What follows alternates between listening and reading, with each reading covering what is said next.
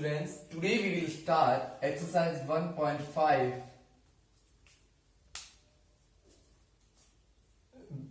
We have completed 4 exercises in last video. So the first question is check which one is rational or irrational.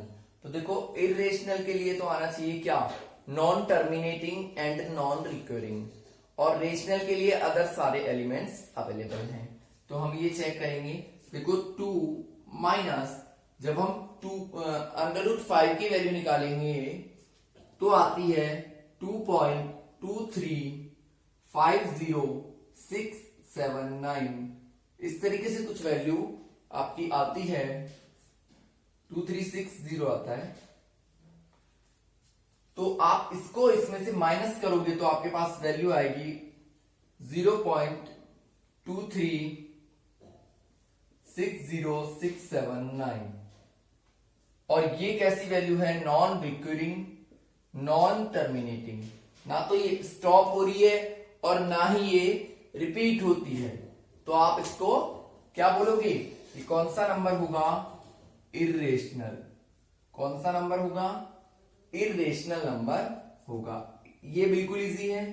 3 plus under root 23 minus under root 23, ये दोनों cancel हो जाएंगे तो 3 बचेगा. 3 को अपन लिख सकते हैं 3/1, तो p/q की फॉर्म में हो गया. तो ये रेशनल नंबर है. यहां अंडर रूट 7 से अंडर रूट 7 कट जाएगा तो 2/7 आएगा. ये भी एक रेशनल नंबर है. अब यहां बात करते हैं, कभी भी हम अपॉन में अंडर रूट की वैल्यूज नहीं रखते हैं. कभी भी आपको अपॉन में अंडर रूट की वैल्यूज नहीं रखनी होती. इसके लिए क्या करते हैं, हम रेशनलाइजेशन करते हैं. ये मैं अभी आपको सिखाऊंगा कि रेशनलाइजेशन होता क्या है. ऊपर नीचे अंडर रूट 2 से मल्टीप्लाई कर दिया तो आ जाएगा अंडर रूट 2, और 2 अंडर रूट 2 से अंडर रूट 2 को मल्टीप्लाई करेंगे तो 2 आ जाएगा. अंडर रूट 2 की वैल्यू होती है 1.4142 डैश डैश डैश, और इसको अपन को 2 से डिवाइड करना है तो आएगा 0.7071 एंड 689. इस तरीके से कुछ वैल्यूज आएंगी जो कि क्या है, नॉन टर्मिनेटिंग है और नॉन रिकरिंग वैल्यूज है. ठीक है भाई. तो ये भी कैसा नंबर होगा, इर्रेशनल नंबर होगा.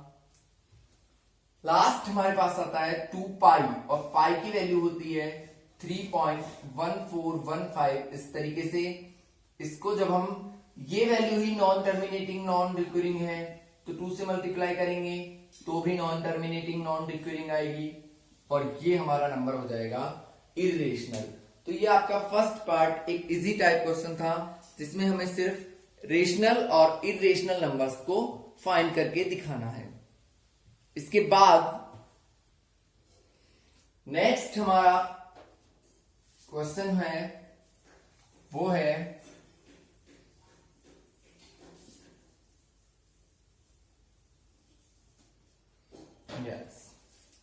Question number 2. सिंप्लीफाई, और इसका फर्स्ट पार्ट है 3 plus root 3 and 2 plus root 2.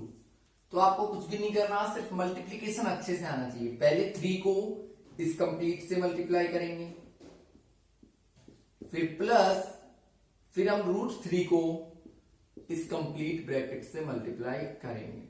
तो देखो 3 2 6 प्लस 3 रूट 2 प्लस इधर आएगा 2 root 3 plus under root 3 under root 2. ठीक है भाई. तो इसको हम और कैसे लिख सकते हैं, 6 plus 3 root 2 plus 2 root 3 plus 3 2 under root क्या आ जाएगा, 6 आ जाएगा. और कुछ इसमें हम कर सकते हैं. देखो ये ऐड नहीं हो सकते क्योंकि ये तो 2 रूट 3 है और ये 3 रूट 2 है, तो हमारा आंसर यही होगा. अब हम बात करते हैं सेकंड के लिए. सेकंड है हमारा 3 प्लस रूट 3 और 3 माइनस रूट 3. आपने 8th क्लास में पढ़ा है a plus B and a minus B is equals to a square minus b square. तो यहां a की जगह पे है 3 स्क्वायर और b की जगह पे किसका स्क्वायर हो जाएगा, अंडर रूट 3 का, तो ये आएगा 9. और ये आएगा 3, तो हमारा आंसर होगा 6। ये 2 पार्ट्स हमने सॉल्व कर लिए। नेक्स्ट 2 पार्ट्स हम करते हैं। देखिए थर्ड पार्ट है इसका।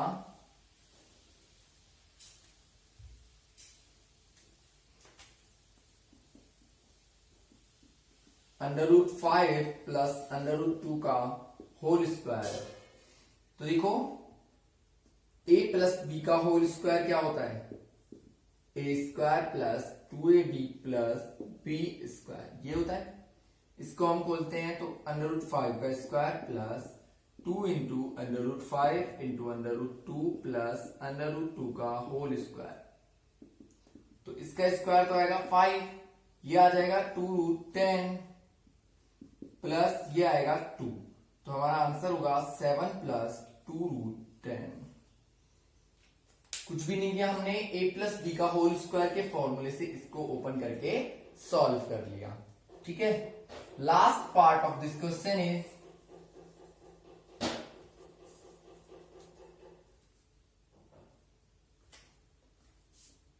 √5 माइनस √2 और √5 प्लस √2। अभी हमने सेकेंड पार्ट में किया है वही सेम है।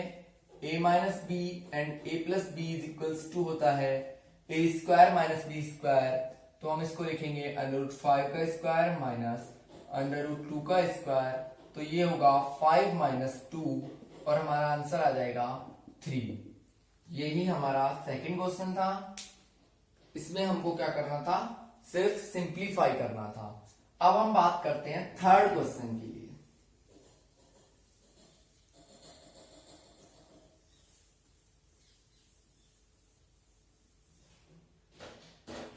Question number third.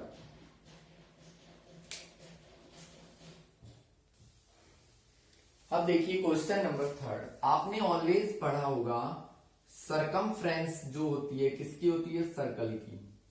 सरकमफ्रेंस का फॉर्मूला होता है 2πr, यही होता है। और ये भी पढ़ा है कि डायमीटर जो होता है वो क्या होता है? 2 इंटू रेडियस, या हम शॉर्ट में लिखें तो d इक्वल्स टू क्या होता है? 2r होता है। यहां हम सरकमफ्रेंस को लेट कर लें c और 2r, ये क्या हो जाएगा? d, तो बचेगा क्या इधर? पाई।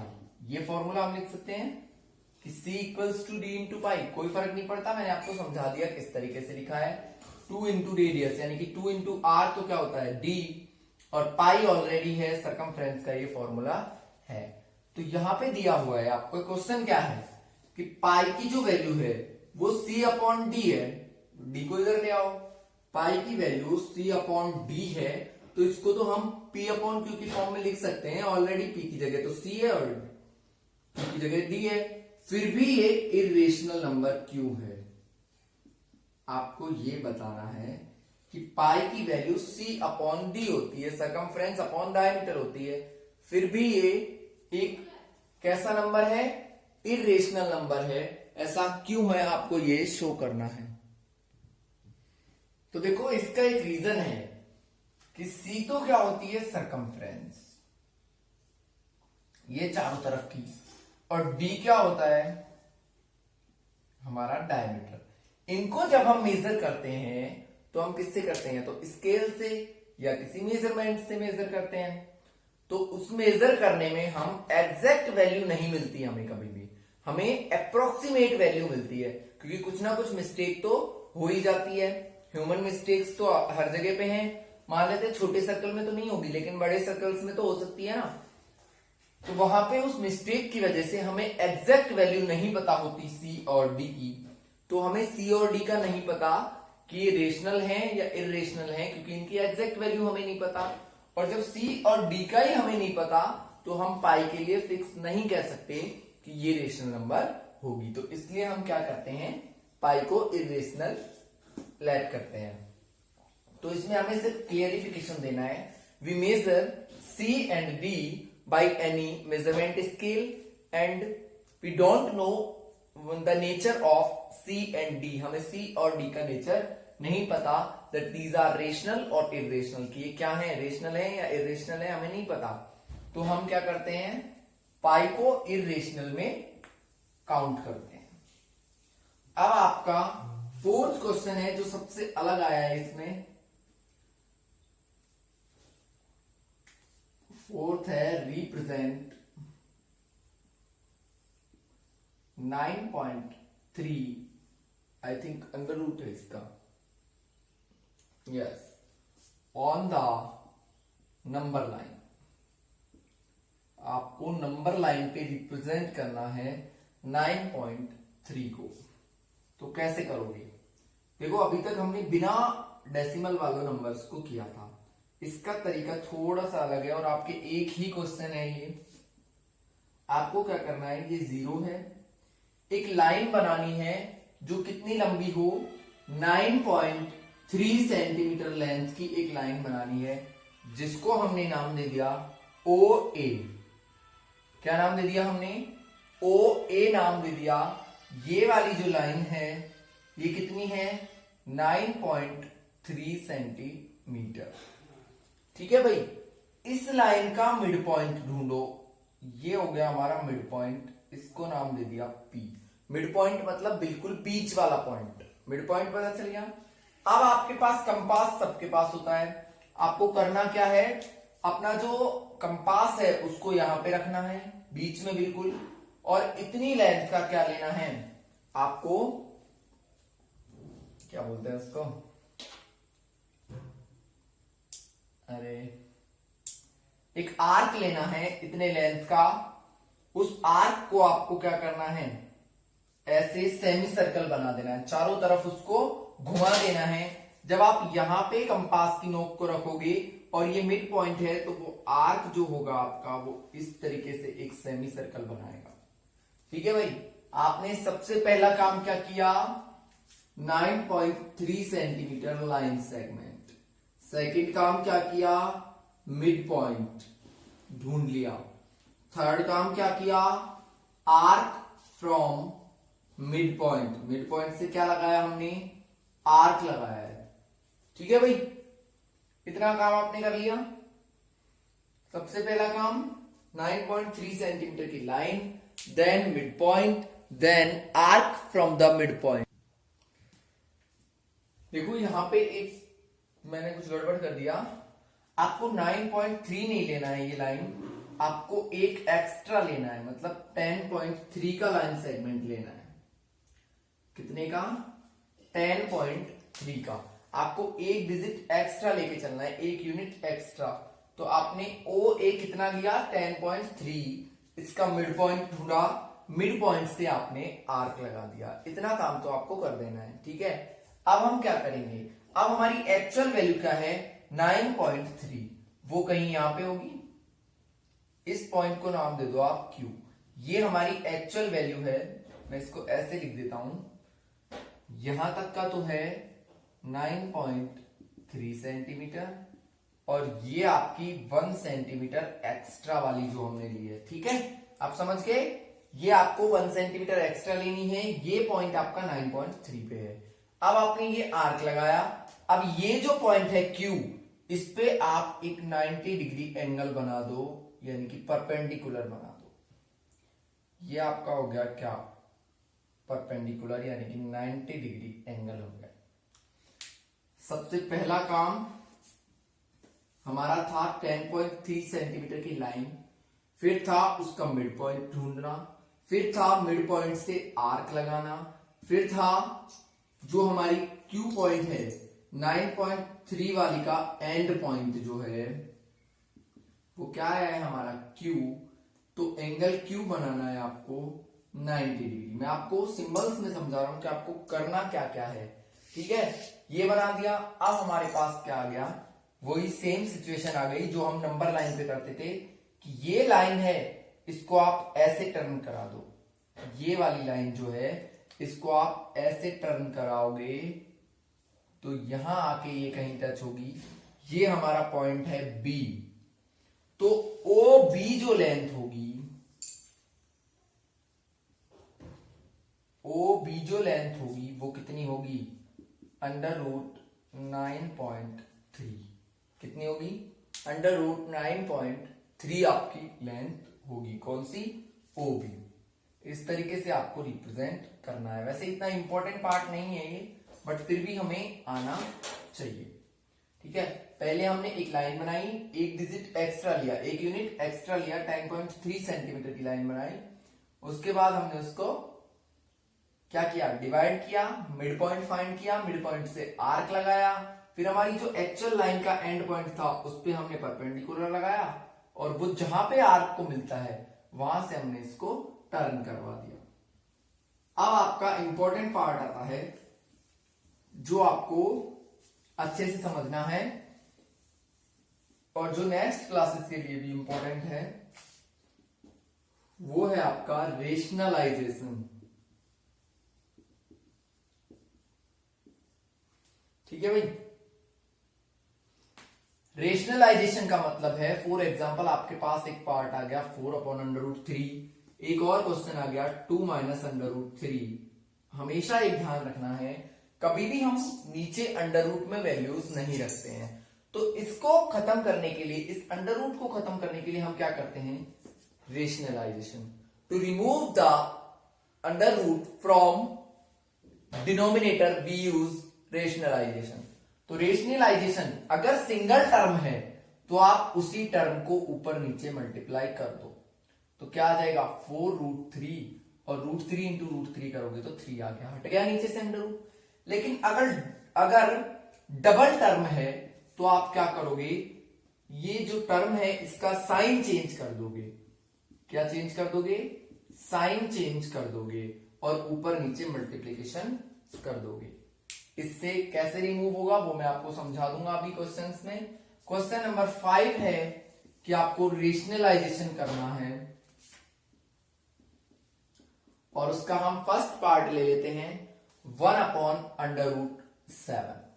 तो ये हो जाएगा √7 ऊपर भी और नीचे भी, तो हमारा आंसर आएगा √7/7। ये एक इजी सा क्वेश्चन था। सेकंड देखते हैं, वो आपको समझने का है √7 - √6। मैंने बोला आपको जब भी डबल टर्म मिलेगा तो साइन चेंज करना है। इसको 1 से मल्टीप्लाई करोगे तो यही आएगा, लेकिन नीचे क्या हो गया? a - b और a + b, तो क्या हो जाएगा? a² - b²। तो क्या आएगा हमारे पास? √7 + √6। ये 7 - 6, तो 7 - 6 क्या होता है? 1। वापस सुन लो, किया क्या? इसका सिर्फ साइन चेंज करके ऊपर नीचे मल्टीप्लाई कर दिया। इसको 1 से मल्टीप्लाई करेंगे तो यही आएगा। ये a - b और a + b वाली टर्म है, तो a² - b²। इसका स्क्वायर क्या होगा? 7, इसका 6। इस तरीके से हमने सेकंड पार्ट को भी सॉल्व कर लिया। थर्ड है 1/√5 + √2। अब क्या करेंगे? √5 - √2 और √5 - √2, तो ऊपर तो यही आएगा, और नीचे a + b, a - b, तो √5 का स्क्वायर माइनस √2 का स्क्वायर, तो हमारा आंसर होगा √5 - √2 और 5 - 2, यानी कि √5 - √2/3। ठीक है भाई, ये हमारा क्या हो जाएगा? आंसर हो जाएगा। इसके बाद फोर्थ क्वेश्चन हम करते हैं।